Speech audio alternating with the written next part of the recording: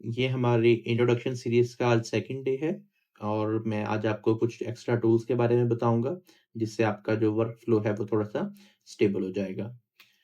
तो सबसे पहले how to delete an object कि आप किसी भी ऑब्जेक्ट को कैसे डिलीट कर सकते हैं। उसके लिए सिंपल आपने जिस भी ऑब्जेक्ट को आपने डिलीट करना है, उस पर आप लेफ्ट क्लिक करेंगे और एक्स का बटन प्रेस करेंगे, ठीक है? और उसके बाद आपको ये डिलीट का ऑप्शन नज़र आ जाएगा। आप सिंपल इस पर क्लिक करें, आपका ऑब्जेक्ट डिलीट हो जाएगा। इस तरीके से आप चीज़ों को डिलीट कर सकते हैं। जो नेक्स्ट हमारा टूल है, वो है कि आप किस तरह से अपने वर्क स्पेस के अंदर 3D व्यू पोर्ट के अंदर एक न्यू ऑब्जेक्ट को इम्पोर्ट कर सकते हैं, ठीक है? तो उसके मैं आपको 2 मेथड बता रहा हूँ, एक मैनुअल मेथड है और एक शॉर्टकट मेथड है। तो जो मैनुअल मेथड है उसमें आप क्या करेंगे, आप ये देखें आपको यहाँ पर ऐड का बटन नज़र आ रहा है, आप सिंपल इस पर क्लिक करें, आपके सामने एक लिस्ट आपके सामने आ जाएगी, ठीक है? आप यहाँ से मुख्तलिफ ऑब्जेक्ट्स को इम्पोर्ट कर सकते हैं। या फिर इसका जो शॉर्टकट है, जो मैं आपको रिकमेंड करूँगा कि आप शॉर्टकट यूज़ करें, आप शिफ्ट ए प्रेस करेंगे, तब भी आपके सामने सेम लिस्ट आ जाएगी। यहाँ से आप डिफरेंट मेशेस सेलेक्ट कर सकते हैं, लाइट्स, कैमरा, स्पीकर एंड काफ़ी चीज़ें यहाँ पर हैं जो हम यूज़ करेंगे। ठीक है? मेश में हम क्यूब एक ले आते हैं, ठीक है? सिंपल। इसी तरह मैं दोबारा से शिफ्ट ए प्रेस कर रहा हूँ और यहाँ से मैंने एक टॉरस पे क्लिक कर देता हूँ, टॉरस आ गया है। शिफ्ट ए और यहाँ से मैं एक सिलेंडर ले आता हूँ, ठीक है? इस तरीके से आप मल्टीपल ऑब्जेक्ट्स को लेकर आ सकते हैं। आप देखें तमाम के तमाम जो ऑब्जेक्ट्स हैं ना वो एक ही जगह पर बिल्कुल सेंटर ऑफ द वर्ल्ड पर आ रहे हैं, ठीक है? तो अब क्या करते हैं हम नॉर्मली जब भी ऑब्जेक्ट हमारा कोई नया इंट्रोड्यूस होता है तो वो सेंटर ऑफ द ओरिजिन पर, सेंटर ऑफ द वर्ल्ड पर आ रहा होता है। आप सिंपल इसको क्लिक करें, जी का बटन दबाएँ और वाई का बटन मतलब जिस भी जगह पर आप इसको रखना चाहते हैं, वहाँ पर आप रख सकते हैं, ठीक है? लेफ्ट क्लिक करना है, जी दबाना है और एक्सिस सेलेक्ट करना है, ऐसे मूव कर सकते हैं, ठीक है? अच्छा, उसके अलावा एक और चीज़ जो मैं आपको बताना चाहता हूँ, आप ये देखें आपको एक निशान नज़र आ रहा होगा, इसको मैं आपको थोड़ा सेपरेट करके नज़र दिखा देता हूँ। ये देखें, ये जो आपको निशान नज़र आ रहा है, ये हमारा 3D कर्सर है या फिर आप सिंपल कर्सर भी कह सकते हैं, ठीक है? आप शिफ्ट का बटन आपने प्रेस करके रखना है और जिस भी जगह पर आप राइट क्लिक करेंगे, 3D कर्सर वहाँ पर मूव कर जाएगा। ठीक है? इसके मुख्तलिफ यूज़ यूज़ होते हैं हमारे ब्लेंडर सॉफ्टवेयर के अंदर। तो एक मैं आपको इसका यूज़ अभी बता देता हूँ कि जिस जगह पर हमारा 3D कर्सर होता है ना, जिस जब भी हम कोई नया ऑब्जेक्ट लेकर आते हैं अपने 3D व्यू पोर्ट में, तो वो उसी जगह पर आता है जहाँ पर ये हमारा कर्सर मौजूद हो। फॉर एग्ज़ाम्पल कर्सर यहाँ पर है, मैं शिफ्ट ए का बटन दबाता हूँ और यहाँ पर मैं एक यूवी स्फीयर लेकर आता हूँ। तो देखें इस दफ़ा यूवी स्फीयर सेंटर में नहीं आया बल्कि जहाँ पर कर्सर था वहाँ पर आया है। तो जिस भी जगह पर कर्सर होगा, उसी जगह पर हमें ये यूवी स्फीयर देखने के लिए मिलेगा या जो भी हम नया ऑब्जेक्ट लेकर आ रहे हैं। ठीक है? फॉर एग्ज़ाम्पल मैं इस 3D कर्सर को इस यहाँ पर प्लेस कर देता हूँ, फिर शिफ्ट ए का बटन दबाता हूँ और एक क्यूब ले आता हूँ और इसको स्केल डाउन कर देता हूँ, ऐसे। ठीक है? इस तरीके से आप मुख्तलिफ शेप्स बना सकते हैं, ऐसे, लाइक दिस वन, ठीक है? तो इस तरीके से आप चीज़ों को न्यू चीज़ें लेकर आ सकते हैं और रीड कर सकते हैं और 3D कर्सर का यूज़ मैंने आपको बता दिया है। अच्छा जो नेक्स्ट हमारा है वो है नेविगेशन के बारे में कि आप इस सॉफ्टवेयर को नेविगेट कैसे कर सकते हैं। उसके लिए हम मुख्तलिफ टूल्स यूज़ करते हैं। जो यहाँ पर आपको कुछ टूल्स नज़र आ रहे हैं, ये देखिए मैंने बॉक्स ड्रा किया है इसके ऊपर। ये तमाम टूल्स हमारे नेविगेशन के लिए यूज़ होते हैं, ठीक है?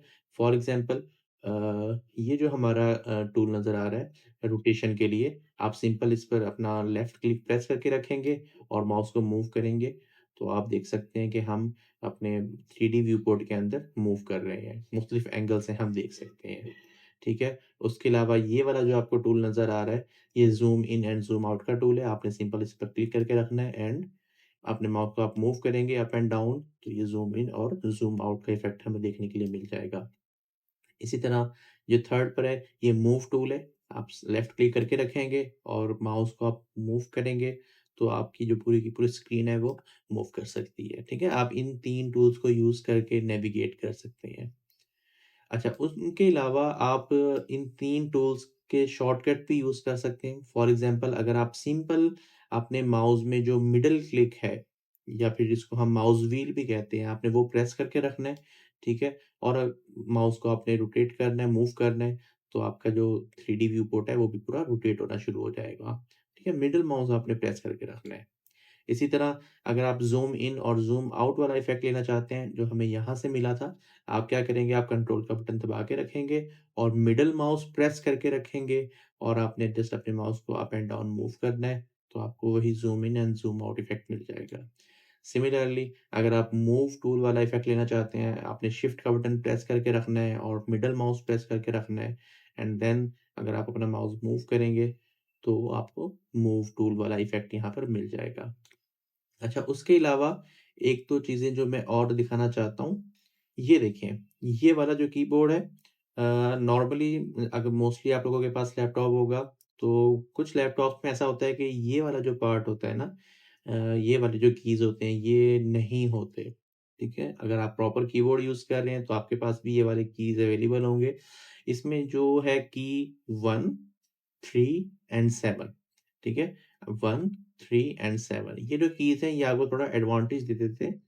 कैसे? अगर आप अपने 3D व्यू पोर्ट के अंदर 1 का बटन प्रेस करते हैं, तो आपको फ्रंट व्यू देखने के लिए मिलेगा। अगर आप 3 का बटन प्रेस करते हैं, तो आपको राइट व्यू देखने के लिए मिलेगा और अगर आप 7 का बटन प्रेस करते हैं, तो आपको टॉप व्यू देखने के लिए मिलेगा। ठीक है? आप ये वाले कीज़ भी यूज़ कर सकते हैं नेविगेशन के लिए।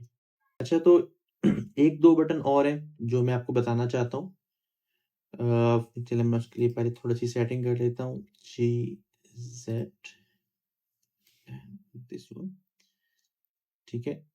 हमारे सीन में आप देख सकते हैं मल्टीपल ऑब्जेक्ट्स हमें नज़र आ रहे हैं, ठीक है? और हम मुख्तलिफ ऑब्जेक्ट्स पे काम कर रहे होते हैं, जब हम बड़े प्रोजेक्ट्स पे काम कर रहे होते हैं, तो मल्टीपल ऑब्जेक्ट्स के साथ डीलिंग कर रहे होते हैं, ठीक है? तो एक टूल है एक बटन है आपके कीबोर्ड में, मैं आपको दिखा देता हूँ दिस वन ठीक है? ये डेल का बटन या डॉट का जो बटन है, तो ये जो आपको डॉट का बटन नज़र आ रहा है, ठीक है?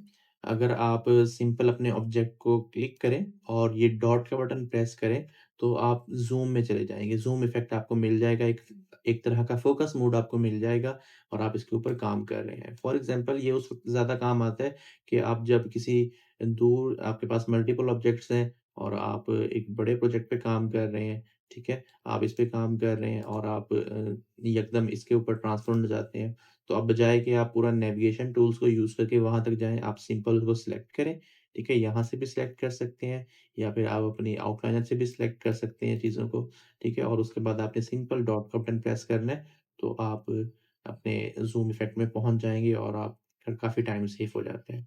इसी तरह एक और बटन है जो तकरीबन इसी से मिलता-जुलता इफ़ेक्ट हमें देता है, वो है फॉरवर्ड स्लैश। मैं आपको दिखा देता हूँ।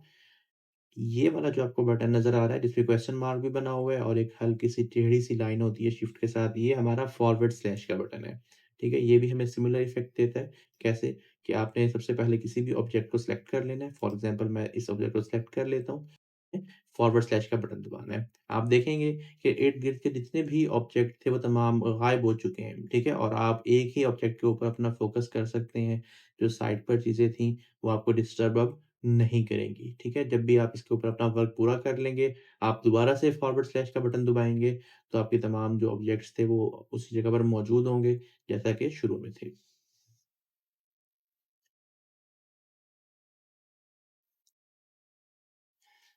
अच्छा जी, 1-2 टूल्स और हैं, जो मैं आपको बताना चाहता हूँ, जो काफ़ी यूज़फुल होते हैं ब्लेंडर के अंदर। उनके लिए मैं सबसे पहले एक न्यू फ़ाइल ओपन कर लेता हूँ यहाँ से, जर्नल एंड डोंट सेव, ठीक है? और इस ऑब्जेक्ट को मैं डिलीट कर देता हूँ, एक्स और डिलीट। आप इस जगह पे गौर कीजिएगा, यहाँ पर, ठीक है? आप इस जगह पे गौर कीजिएगा। फॉर एग्ज़ाम्पल मैं एक नया ऑब्जेक्ट इंट्रोड्यूस करता हूँ, मेरा जो कर्सर है वो सेंटर में है, तो हमारा जो नया ऑब्जेक्ट आएगा वो इसी जगह पर आएगा। शिफ्ट ए और मेश यहाँ से मैं फॉर एग्ज़ाम्पल ये कोन सेलेक्ट करता हूँ, कोन आ गई है। जैसे ही कोन यहाँ पर आई है, अभी मैंने कहीं और क्लिक नहीं किया, आपको ये एक स्पेसिफ़िक सेटिंग देखने के लिए मिल रही है, ऐड कोन। इस पर आप क्लिक करें और यहाँ से आप काफ़ी चीज़ें कंट्रोल कर सकते हैं। मैं आपको ज़ूम करके दिखा देता हूँ थोड़ा-सा। एंड देखिए फॉर एग्ज़ाम्पल मैं यहाँ से जो वर्टेक्स है वो कम करता हूँ, तो जो कोन है उसकी शेप काफ़ी चेंज हो रही है। इसी तरह जो रेडियस है, आप यहाँ से काफ़ी चीज़ों को कंट्रोल कर सकते हैं। ये मैं आपको इसलिए बता रहा हूँ कि जब भी कोई नया ऑब्जेक्ट हमारे सीन में आता है ना, तो हमें यहाँ पर फर्स्ट टाइम शुरू में हमें ये सेटिंग्स अवेलेबल होती हैं। जैसे ही हम अपने ऑब्जेक्ट को डीसेलेक्ट कर देंगे या फिर हम सिंपल खाली जगह किसी रैंडम जगह पे क्लिक भी कर देते हैं, तो ये सेटिंग गायब हो जाएगी। फॉर एग्ज़ाम्पल मैं अब यहाँ पे क्लिक करता हूँ सिंपल, तो अब ये सेटिंग यहाँ से गायब हो गई है। अब ये मैं जितनी भी कोशिश कर लूँ, ये यहाँ दोबारा वापस नहीं आएगी। तो इस बात का आपने ध्यान रखना है कि जब भी आप कोई नया ऑब्जेक्ट लेकर आएँ और अगर आपने कोई इसके अंदर मॉडिफ़िकेशंस करनी है, तो फर्स्ट टाइम पे ही कर लें, ठीक है? फॉर एग्ज़ाम्पल मैं यहाँ से टॉरस लेकर आता हूँ, हमें सेटिंग नज़र आ रही है, ठीक है? आप यहाँ से इसकी सेटिंग्स कंट्रोल कर सकते हैं, जैसे भी आप चाहें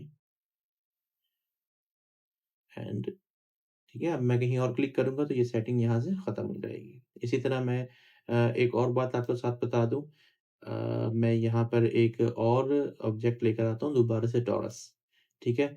तो आप देखेंगे कि ये जो टॉरस है और जो पुराना टॉरस है उन दोनों की शेप सेम है और उसकी रीज़न यही है कि अब हम जब भी न्यू टॉरस इंट्रोड्यूस करवाएँगे अपने सीन में, तो इसके ऊपर वही तमाम पैरामीटर्स अप्लाई होंगे, जो पहले वाले पर हमने अप्लाई किए हुए थे, ठीक है? अगर आप इसको दोबारा डिफ़ॉल्ट सेटिंग पर लेके जाना चाहते हैं, आप सिंपल यहाँ से इसको रिस्टोर डिफ़ॉल्ट पे जा सकते हैं, ठीक है? अच्छा, इसके अलावा एक दो चीज़ें मैं और आपको सिखाना चाहता हूँ यहाँ पे, उसके लिए मैं कुछ ऑब्जेक्ट्स न्यू ऑब्जेक्ट्स इंट्रोड्यूस करवा देता हूँ। फॉर एग्ज़ाम्पल मैं एक ये मंकी हेड ले आता हूँ, इसको मैं थोड़ा-सा रोटेट कर देता हूँ, ठीक है? ये मैं इसे यहाँ प्लेस कर देता हूँ और एक मैं सिलेंडर ले आता हूँ, ठीक है? लाइक दिस वन और एक मैं क्यूब ले आता हूँ, ठीक है? मल्टीपल ऑब्जेक्ट्स इस वक़्त हमारे सीन में नज़र आ रहे हैं आप लोगों को, ठीक है? तो जो मैं चीज़ आपको सिखाना चाहता हूँ वो है मल्टीपल सिलेक्शन क्या होता है और कैसे करते हैं? उसके अलावा एक्टिव सिलेक्शन क्या होता है? आपने अगर सिंपल एक ऑब्जेक्ट को सिलेक्ट करना हो, आप उस पे लेफ्ट क्लिक करेंगे, वो ऑब्जेक्ट सिलेक्ट हो जाएगा। आप देखेंगे उसके गिर्द आपको एक येलो लाइनिंग नज़र आ रही है, मतलब ये ऑब्जेक्ट हमने सिलेक्ट किया हुआ है। अगर आप मल्टीपल ऑब्जेक्ट सिलेक्ट करना चाहते हैं, तो आपने क्या करना है, आपने शिफ्ट का बटन दबा के रखना है और उसके बाद आपने सेकंड ऑब्जेक्ट पर, थर्ड ऑब्जेक्ट पर जितने आप ऑब्जेक्ट चाहें उतने आप सिलेक्ट कर सकते हैं। ठीक है? एक वक़्त में। अब फॉर एग्ज़ाम्पल मैं लास्ट पर इस मंकी को सिलेक्ट कर लेता हूँ, तो आप क्या देखेंगे कि मंकी के इर्द-गिर्द जो हमें लाइनिंग नज़र आ रही है, वो येलो लाइनिंग है और जो बाकी जितने भी ऑब्जेक्ट्स हैं, उनके इर्द-गिर्द जो हमें लाइनिंग नज़र आ रही है, वो ऑरेंज लाइनिंग है। ठीक है? और इसका यूज़ क्या है, ये मैं आपको इसलिए बता रहा हूँ कि जो हमें येलो लाइनिंग वाली ऑब्जेक्ट होते हैं ना, जिसको हमने लास्ट में सिलेक्ट किया होता है, ये हमारी एक्टिव सिलेक्शन को शो करता है और जो बाकी ऑरेंज लाइनिंग में है, ये सारे के सारे हमें पैसिव सिलेक्शन को शो कर रहे होते हैं। इसके मल्टीपल यूज़ेज़ होते हैं, जो कि हम इंशाल्लाह नेक्स्ट वीडियोज़ में देखेंगे। ठीक है? तो आज के लिए इतना ही, अगर आपका कोई क्वेश्चन हो तो आप ज़रूर पूछें। Thank you.